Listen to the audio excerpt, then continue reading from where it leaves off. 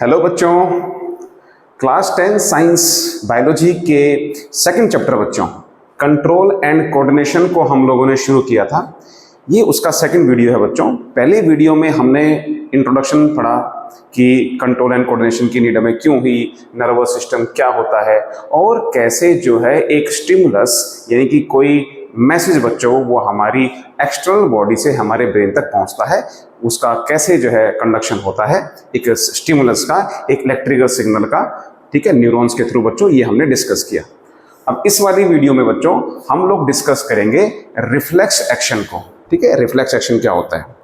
तो बच्चों आप लोगों ने कभी एक्सीडेंटली किसी गर्म चीज को, गर्म ऑब्जेक्ट को आपने टच किया होगा, तो क्या होता है बच्चों, आप जब उसे बिना मतलब अनजाने में टच कर लेते हैं तो आपका हाथ अचानक से वहां से हट जाता है अपने आप बच्चों। ठीक है, आपके फेस पर एकदम से जब बच्चों सनलाइट पड़ती है तो आपकी आंखें अचानक से बंद हो जाती है और आपके हाथ बच्चों ये हो जाते हैं। आपको कोई बच्चों ऐसे मतलब ऐसे फेक तरीके से ऐसे कुछ मारने की कोशिश करता है, डराने की कोशिश करता है, तो आपके हाथ जो है अपने आप ऐसे हो जाते हैं अपने बचाव के लिए। ठीक है, ये सब क्या हो रहा है बच्चों, या जैसे ही आप बाइक चला रहे हो बच्चों, अगर आपने अचानक देखा कि आगे कोई एनिमल आ गया है, कोई जानवर आ गया है, तो अचानक से आपके ब्रेक लग जाते हैं, आपकी आंखें बड़ी बड़ी हो जाती हैं, आपकी हार्ट बीट तेज हो जाती है। ये सब क्या होता है बच्चों, ये सब हमारी बॉडी उसको रिस्पॉन्ड करती है। ठीक है, और ये बड़ा ही सडन होता है बच्चों, तुरंत होता है। हालांकि ये काम हमारे बचाव के लिए होता है, ठीक है, लेकिन तुरंत होता है बच्चों। इसी को रिफ्लेक्स एक्शन कहते हैं बच्चों। रिफ्लेक्स एक्शन, रिफ्लेक्स मतलब उसके जवाब में रिफ्लेक्स, और एक्शन मतलब बच्चों जो सडन होने वाला कोई काम होता है, रिफ्लेक्स एक्शन। ठीक है, रिफ्लेक्स एक्शन जो है बड़े ही सडनली होते हैं।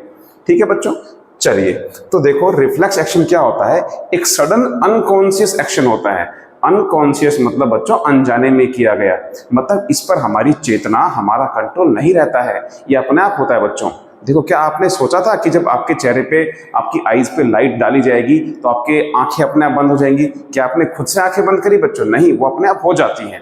तो इसलिए उसे अनकॉन्शियस एक्शन कहा जाता है of the body in response to a stimuli. किसी भी मैसेज को, किसी भी स्टिमुलाई को हम जब रिस्पॉन्ड करते हैं तो वो जो सडन एक्शन होता है हमारी बॉडी के द्वारा किया गया, उसी को हम रिफ्लेक्स एक्शन कहते हैं बच्चों। एग्जाम्पल ये मैंने आपको बता ही रखे हैं बच्चों, दोनों एग्जाम्पल। ठीक है, अच्छा अब जैसा कि मैंने कहा बच्चों कि ये एक अनकॉन्शियस एक्शन है। अनकॉन्शियस एक्शन मतलब इसमें हमारा खुद का कंट्रोल नहीं होता है, मतलब ये चीजें ब्रेन के द्वारा कंट्रोल नहीं होती है, इसमें ब्रेन नहीं सोच पाता बच्चों। देखो लिखा हुआ है no thinking part is need immediate response बच्चों, इसमें थिंकिंग नहीं हो पाती बच्चों। हालांकि ब्रेन तक मैसेज पहुंचता है लेकिन ब्रेन का इसमें इन्वॉल्वमेंट नहीं होता, ब्रेन नहीं रिस्पॉन्ड करता है बच्चों। ब्रेन नहीं कहता कि आंखें बंद कर लीजिए जब आपकी आंखों पर कोई लाइट पड़े। ब्रेन नहीं कहता है बच्चों कि आपको कोई, जब आप कोई हॉट ऑब्जेक्ट को सडनली टच कर लें तो अपना हाथ हटा लीजिए। ब्रेन नहीं कहता बच्चों, वो अपने आप ही हट जाता है बच्चों। ठीक है, क्यों? क्योंकि उसमें थिंकिंग पार्ट इन्वॉल्व नहीं रहता है बच्चों। अब क्वेश्चन ये उठता है कि थिंकिंग पार्ट इन्वॉल्व क्यों नहीं है। ठीक है, अगर मैं बोल रहा हूं बच्चों, मैं आपको पढ़ा रहा हूं तो इसमें मेरी थिंकिंग इन्वॉल्व है, मेरा ब्रेन कह रहा है कि आप ये चीज बोलो। ठीक है, जो भी वर्ड्स मैं बोल रहा हूं वो सारे ब्रेन के द्वारा कंट्रोल हो रहे हैं। ठीक है, तभी तो बच्चों मैं कुछ लिमिटेड वर्ड्स ही बोल रहा हूं। ठीक है, जो टॉपिक है उसी से रिलेटेड वर्ड्स बोल रहा हूं, ऐसा तो नहीं कि कुछ भी बोल रहा हूं, क्योंकि थिंकिंग पार्ट उसमें इन्वॉल्व है बच्चों। लेकिन इस वाले एक्शन में, रिफ्लेक्स एक्शन में थिंकिंग पार्ट इन्वॉल्व नहीं होता है। क्यों नहीं होता है बच्चों? क्योंकि देखो जब मैं वर्ड्स बोल रहा हूं बच्चों तो मेरे मन में एक थिंकिंग प्रोसेस चल रहा है बड़ा ही, ठीक है, एक कॉम्प्लेक्स थिंकिंग प्रोसेस चल रहा है। और केवल ऐसे नहीं कि मैं केवल बोल ही रहा हूं बच्चों, मैं अपने हैंड्स मूवमेंट भी कर रहा हूं, मुझे देखना भी है, अपने एक्सप्रेशन चेंज भी करने हैं, लिखना भी है, अंडरलाइन भी करना है, पढ़ना भी है। तो बच्चों मेरा ब्रेन जो है वो बहुत सारे मैसेजेस को रिसीव कर रहा है एक साथ में, और उनके बीच में आपस में कॉम्प्लेक्स इंटरेक्शन चल रही है बच्चों। ठीक है, तब जाकर मैं जो है सोच पा रहा हूं कि मुझे क्या बोलना है, और तब मैं बोल रहा हूं बच्चों। ठीक है, तो ये ब्रेन पे जो मैसेज पहुंचते हैं बच्चों बॉडी के डिफरेंट पार्ट से, ब्रेन उनको सोचता है, उनके बारे में उनको इंटरप्रेट करता है। पुरानी इंफॉर्मेशन कोई अगर पहले से स्टोर्ड है, देखो जब मैं बोल रहा हूं तो ये कैसे बोल पा रहा हूं, मेरे पास नॉलेज है, पहले से ही मेरे ब्रेन ने कुछ नॉलेज को अपने अंदर स्टोर किया हुआ है, उस नॉलेज को मैं रिकॉल कर रहा हूं और तब जाकर के मैं बोल रहा हूं बच्चों, है ना। तो इसमें क्या हो रहा है, कॉम्प्लेक्स थिंकिंग प्रोसेस चल रहा है बच्चों, और इस थिंकिंग प्रोसेस में बच्चों समय लगता है। ठीक है। इस थिंकिंग प्रोसेस में समय लगता है, हालांकि बहुत कम लग रहा है बच्चों, लेकिन समय तो लगता ही है। ठीक है, देखो लिखा हुआ है thinking needs complicated interaction of many nerve impulses from the many neurons, है ना। कई सारे न्यूरॉन से मैसेज पहुंचते हैं ब्रेन के पास। ऐसा तो नहीं कि बच्चों केवल एक ही चीज से पहुंच रहा है, अलग अलग बॉडी पार्ट से अलग अलग मैसेज आ रहे हैं, तो ब्रेन को सब देखने हैं। ठीक है, तो फिर उसके बाद क्या होता है, अब इस सब को सोचने में, करने में बच्चों, ठीक है, थिंकिंग प्रोसेस में समय लग जाता है बच्चों। और अगर इतना समय हमने उस रिफ्लेक्स एक्शन को रिस्पॉन्ड करने में अगर हमने ले लिया बच्चों, ठीक है, मान लीजिए हमने कोई हॉट ऑब्जेक्ट को छू लिया और उसमें ब्रेन का इन्वॉल्वमेंट कर लें, हम ये समझे कि ब्रेन का इन्वॉल्वमेंट होता है, तो ब्रेन तो टाइम लगाएगा सोचने में, और तब तक हम हाथ हटाएंगे तब तक हमारा हाथ जल चुका होगा बच्चों। ठीक है, तो इसलिए बच्चों इसमें ब्रेन का इन्वॉल्वमेंट नहीं होता है। देखो लिखा है in brain thinking tissue sits in the forward end of the skull. ये तो बच्चों ऐसे ही बताया कि जो थिंकिंग पार्ट होता है वो हमारी जो खोपड़ी होती है उसके फॉरवर्ड, आगे वाले हिस्से में रहता है। ठीक है, सेरिब्रम में। It receive signal from all over the body and thinks about before responding to them. ठीक है, उनको रिस्पॉन्ड करने से पहले सोचता है उसके बारे में। अगर थिंकिंग पार्ट उसमें इन्वॉल्व हो जाए, अगर थिंकिंग पार्ट को ये हाथ हटाना पड़े बच्चों, ब्रेन को अगर रिस्पॉन्ड करना पड़े कि ये हाथ हटाओ, तो क्या होगा। ठीक है, अगर ब्रेन को मसल को रिस्पॉन्ड करना पड़ जाए तो नर्व जो है वो बच्चों टाइम ले लेंगी। Nerve must carry this signal back to the different parts of the body. तो पहले क्या होगा, न्यूरॉन्स को मैसेज पहले ब्रेन तक पहुंचाना पड़ेगा, और ब्रेन को वापस वो मैसेज जो है बच्चों बॉडी के डिफरेंट पार्ट्स तक पहुंचाना पड़ेगा। इसमें समय लग जाएगा, इट टेक्स टाइम। तो इससे क्या होगा बच्चों, क्विक रिस्पॉन्ड नहीं हो पाएगा। ठीक है, जब हम किसी हॉट ऑब्जेक्ट को छुएंगे तो अचानक से अपना हाथ नहीं हटा पाएंगे बच्चों, उसमें टाइम लग जाएगा और तब तक हमारा हाथ जल चुका होगा बच्चों। तो इसलिए हमारी बॉडी को प्रोटेक्ट करने के लिए, हमारी बॉडी को इस तरह के किसी इंजरी से बचाने के लिए बच्चों रिफ्लेक्स एक्शन हमारी बॉडी में इवॉल्व हो चुका है। This is called reflex action बच्चों।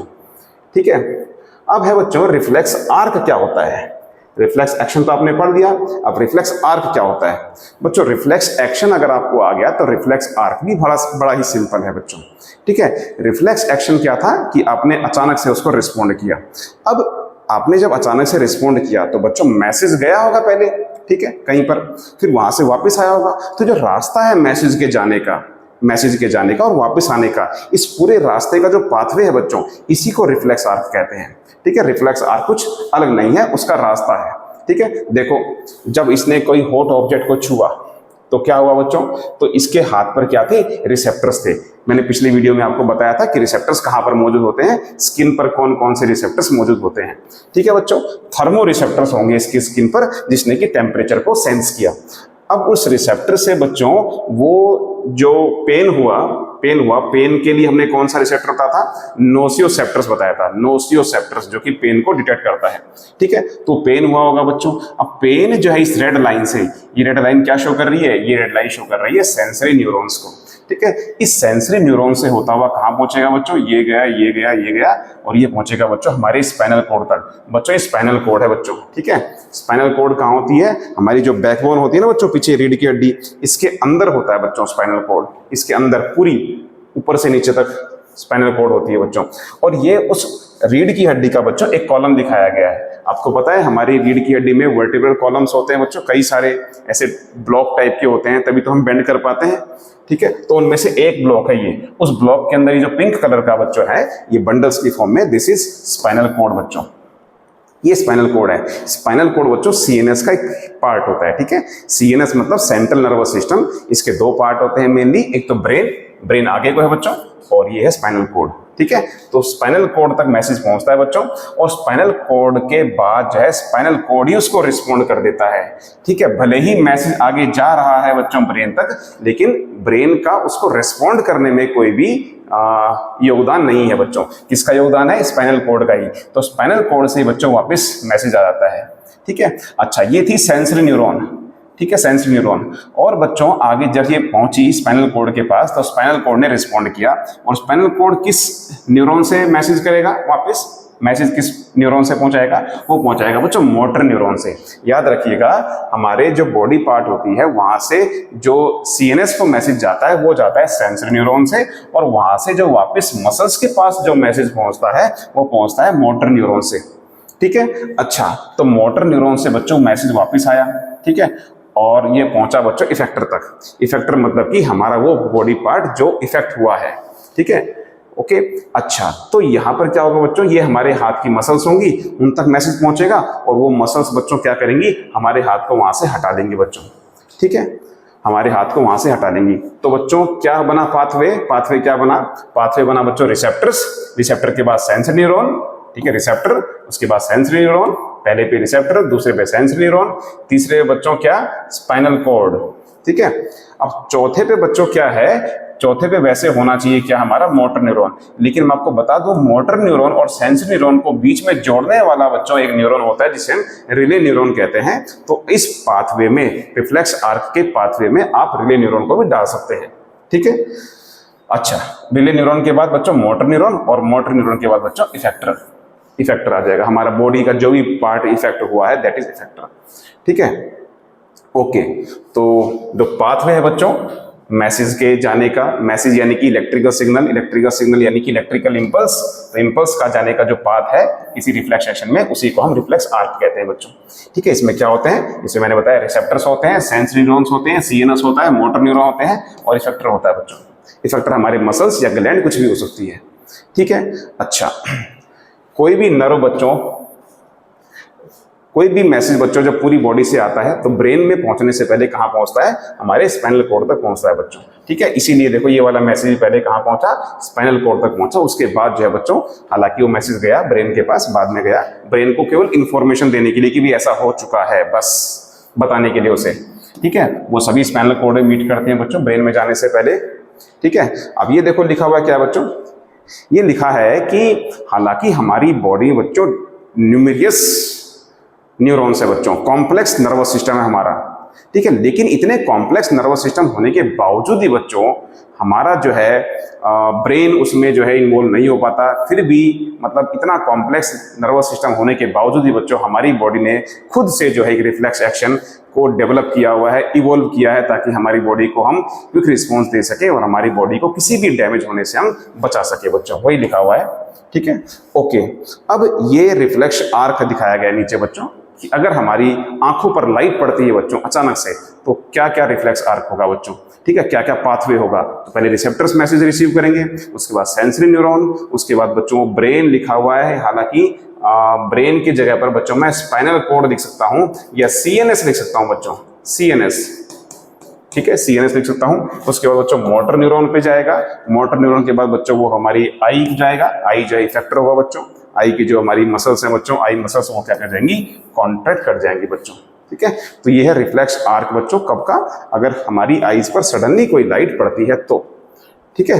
तो जी हाँ बच्चों, आई होप आपको जो है रिफ्लेक्स एक्शन और रिफ्लेक्स आर्क समझ में आया होगा, ठीक है। वीडियो को देखने के लिए धन्यवाद बच्चों, थैंक यू सो मच। जय हिंद, जय भारत, जय उत्तराखंड।